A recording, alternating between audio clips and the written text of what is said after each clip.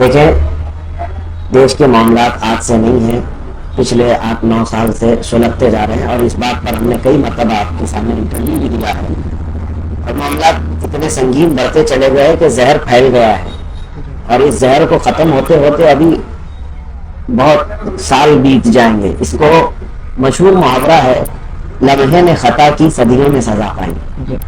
जो एक मरतबा जुल्म का ये इस तरह से नंगा नाच नाचा जाता है तो इसका असर जो है सदियों तक रहता है, जनरेशन तक भी आता है। बाबरी मस्जिद के इन्हिदाम के बाद के जो फसादात हैं, उनके मामलात हैं, उसको भी आप देखिए पूरे मुल्क में कैसे तनाव बढ़ गया था और तासुब, ये तमाम चीजें तो होती हैं। जब हम सब लोगों ने ये एक्सेप्ट कर लिया है कि हम सब तो इसी देश में रहना है और सब यही तहजीब के साथ रहना है, तो फिर ये इस तरह की लड़ाइयों का मकसद क्या है, एक दूसरे को खत्म करने का मकसद क्या है? क्या ये मुसलमानों को टारगेट करके 30 करोड़ मुसलमानों को खत्म कर देंगे? मार डालेंगे? नहीं कर सकते। क्या ये पॉसिबल लगता है? पॉसिबल नहीं। या भगाने की बात करते हैं तो क्या ये पूरे 30 करोड़ मुसलमानों को भगाएंगे?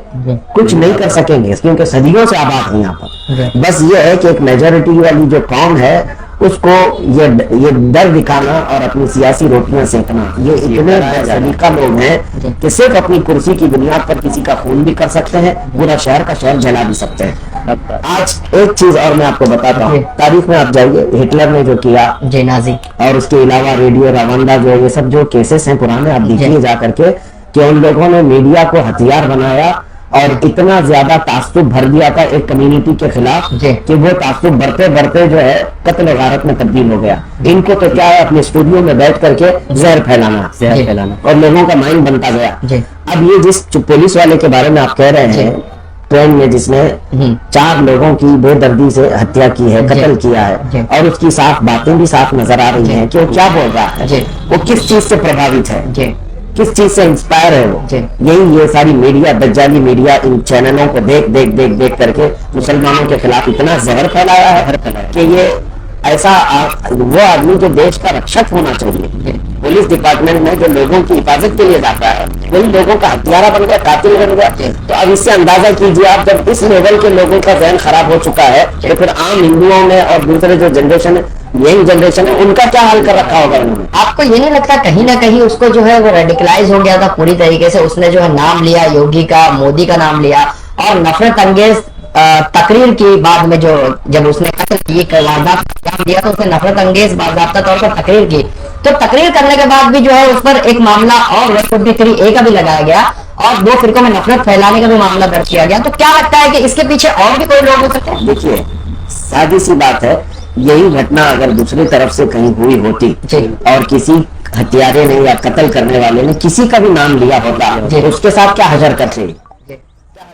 आप देखिए, यहाँ तो मामलात ऐसे हैं, किसी सुसाइड करने वाला हो यानी हत्या करने वाला हो या बलात्कार करने वाला हो, अगर उसने कह दिया कि मैं उनसे प्रभावित था, उनसे इंस्पायर था, तो उनको भी पकड़ करके ले जाते हैं। इससे पहले हुआ है बांग्लादेश ढाका में जो हमला हुआ था, उसमें उस पकड़े गए हुए आतंकवादी ने क्या कहा था कि मैं फलां की तकरीरें सुनता था, उसके बाद एक्शन तो लिया था पूरी एजेंसियों ने मिलकर के एक्शन तो लिया कि इनकी तकरीरों से हुआ है इनके।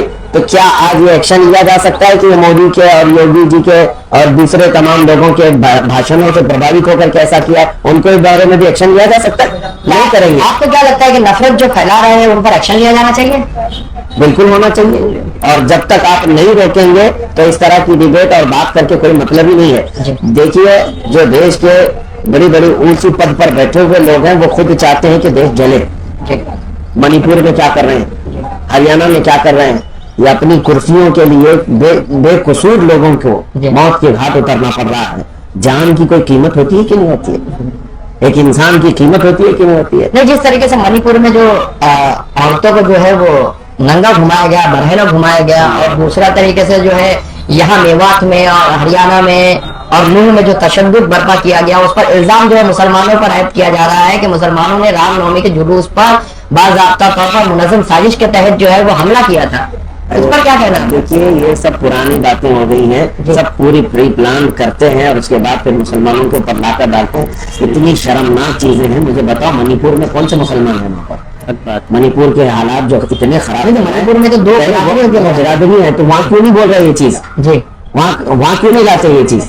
सही बात। मेवात में तो अरे वहाँ मुसलमान की पे आबादी ज्यादा है। 5,000 के करीब हथियार लूट करके ले गए पुलिस ने। जी, मैं ये कहना चाह रहा हूँ कि मेवात में जो है मुसलमानों की आबादी ज्यादा है और मुसलमान वहाँ पर जो है आबाद है, बड़े बड़े। तो मणिपुर आप भूल जाएंगे और मेवात पर बात करेंगे। तो जिस तरीके नहीं नहीं, मणिपुर का भी बात की जा सकती है, लेकिन बिल्कुल, मसला ये है कि देखिए हम इंसानियत पर बात कर रहे हैं जी धर्म के आधार पर नहीं बात कर रहे हैं, इंसानियत के बारे में बात कर रहे जी। हैं। कत्ल जिसका भी हुआ उसकी निंदा की जाएगी। बिल्कुल। और शर्मनाक चीज है, अरे एक लड़की को नंगा करके घुमाना, जी किसने ये सोच दी है? कहां से आई है तुम्हारे अंदर ये सोच? जी। जानवरों की सोच है ये? जी कभी एक इंसान, मैं समझता हूँ गया गुजरा हुआ आदमी जो नशा में हो वो भी इस तरह से ना करे, लेकिन ये हैवानियत का तो नंगा नाच हमने तारीख में पहली बार देखा है। और इतने बड़े देश जिसको अभी जो है विश्व गुरु के बारे में प्लानिंग चल रही है और ये बड़े बड़े दुनिया की तरक्की याफ्ता कंट्रीज में जाने वाला है, वहां की एक शर्मनाक चीज बाहर जाती है तो क्या हैसियत होती है इसकी?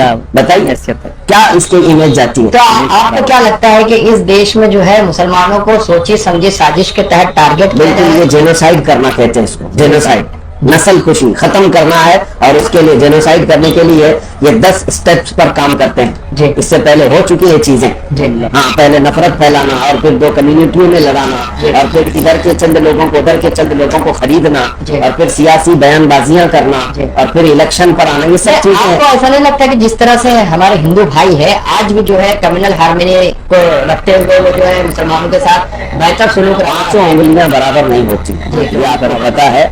और देखें, हिंदू हो, सिख हो, ईसाई हो, मुसलमान हो, ये सारी बिरादरियां सारे धर्म के आधार पर जितने लोग हैं सब रहते हैं और सब में कुछ ना कुछ इंसानियत बाकी है। जी चंद दरिंदे हो गए तो पूरी कम्युनिटी को मैं नहीं कह रहा हूँ, जी। मैं टारगेट कम्युनिटी पर नहीं कर रहा जी। हूँ, मैंने ये नहीं कहा जी। है। मैं कह रहा हूँ कि जहां पर भी इस तरह की घटना होगी, जब आप आतंक इसको कहते हैं तो वो भी वहां पर भी आतंकवाद कहना पड़ेगा। अब वो एक बेटी को, एक मुल्क की बेटी को नंगा घुमाने वाला या फिर वो जो मॉब है वो आतंकी नहीं है क्या? बिल्कुल, वो आतंकवादी नहीं है। बिल्कुल। तो कभी किसी मीडिया वाले ने आतंक का मतलब ही टेरर फैलाना होता है। वो दहशतगर्द उनको क्यों नहीं कहा जाता? कोई एक मीडिया चैनल कह रहा हो तो मुझे बताइए जो आतंकवादी थे।